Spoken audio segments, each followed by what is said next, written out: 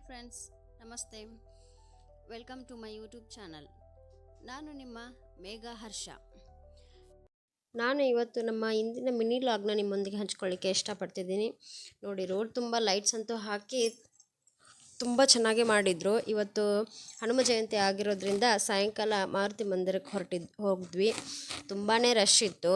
ಆದರೂ ಗುಂಪಲ್ಲಿ ಗೋವಿಂದ ಅಂದ್ಕೊಂಡು ನಾವು ನೋಡ್ಕೊಂಡು ಒಳಗಡೆ ಹೋಗೇ ಬಿಟ್ವಿ. ಅಲ್ಲಿ ದೇವ್ರ ದರ್ಶನ ಪಡ್ಕೊಂಡು ತೀರ್ಥ ಪ್ರಸಾದ ಮಂಗಳಾರತಿ ಎಲ್ಲ ತಗೊಂಡು ಗೋವಿಂದರಾಜನಗರದ ಪಾರ್ಕ್ ಹತ್ರ ಹೊರಟ್ವಿ.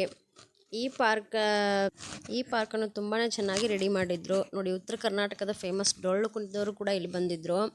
ಬೆಳಗಾವಿ, ಬಾಗಲಕೋಟೆ, ಹಾವೇರಿ, ಹುಬ್ಬಳ್ಳಿ ಹೀಗೆ ಹಲವಾರು ಉತ್ತರ ಕರ್ನಾಟಕದ ಜಿಲ್ಲೆಗಳಿಂದ ಬೆಂಗಳೂರಿಗೆ ಬಂದಿರೋರನ್ನ ಎಲ್ಲನೂ ಒಟ್ಟುಗೂಡಿಸಿ ಇಲ್ಲೊಂದು ಸಮಾರಂಭನ ಏರ್ಪಡಿಸಿದ್ರು. ನೋಡಿ, ವಿಜಯಪುರ ಎಲ್ಲ ಜಿಲ್ಲೆಯವ್ರನ್ನೂ ಇಲ್ಲಿ ಕರೆಸಿದ್ರು. ತುಂಬಾ ಖುಷಿಯಾಯಿತು. ಇಲ್ಲಿ ಯಾವ ಫಂಕ್ಷನ್ ಮಾಡ್ತಿದ್ದಾರೆ ಅಂದರೆ ಉತ್ತರ ಕರ್ನಾಟಕ ಉತ್ಸವವನ್ನು ಮಾಡ್ತಾಯಿದ್ರು. ಈ ಉತ್ಸವದಲ್ಲಿ ಉತ್ತರ ಕರ್ನಾಟಕದಿಂದ ಬೆಂಗಳೂರಿಗೆ ಬಂದು ಹಲವಾರು ರೀತಿಯ ಕ್ಷೇತ್ರಗಳಲ್ಲಿ ತಮ್ಮದೇ ಆದ ಛಾಪನ್ನು ಮೂಡಿಸಿರುವಂತಹ ಸಾಧನೆಗಳನ್ನು ಗುರುತಿಸಿ ಅವರಿಗೆ ಪ್ರಶಸ್ತಿ ಪ್ರದಾನ ಮಾಡಲಿಕ್ಕೆ ಈ ಸಮಾರಂಭವನ್ನು ಹಮ್ಮಿಕೊಂಡಿದ್ರು. ಈ ಸಮಾರಂಭದಲ್ಲಿ ಕೇವಲ ಪ್ರಶಸ್ತಿ ಪ್ರದಾನ ಅಷ್ಟೇ ಅಲ್ಲದೆ ಹಲವಾರು ಸಾಂಸ್ಕೃತಿಕ ಕಾರ್ಯಕ್ರಮಗಳನ್ನು ಕೂಡ ಇಲ್ಲಿ ಇಟ್ಕೊಂಡಿದ್ರು.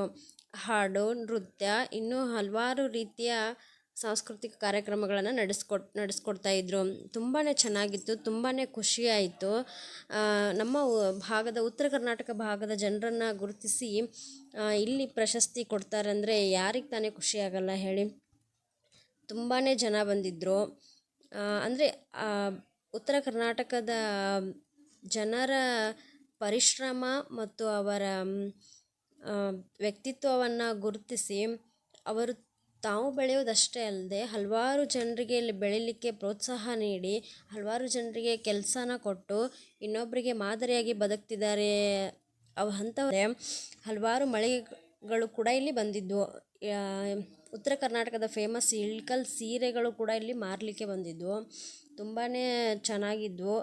ನೋಡಿ, ನಮ್ಮ ಖಡಕ್ ರೊಟ್ಟಿ ಕೂಡ ಇಲ್ಲಿ ಮಾರೋದಕ್ಕೆ ಹಚ್ಚಿದ್ರು. ಫೇಮಸ್ ಊಟ ಅಂತಲೇ ಹೇಳ್ಬೋದು ಅದನ್ನು. ಇನ್ನೂ ಸಿಹಿ ತಿಂಡಿಗಳು, ಇನ್ನೂ ಹಲವಾರು ರೀತಿಯ ಮಳಿಗೆಗಳನ್ನು ಕೂಡ ಇಲ್ಲಿ ಹಾಕಿದ್ರು. ಈ ವಿಡಿಯೋ ನಿಮಗೆ ಇಷ್ಟವಾದಲ್ಲಿ ಲೈಕ್ ಮಾಡಿ, ಶೇರ್ ಮಾಡಿ, ಸಬ್ಸ್ಕ್ರೈಬ್ ಮಾಡಿ.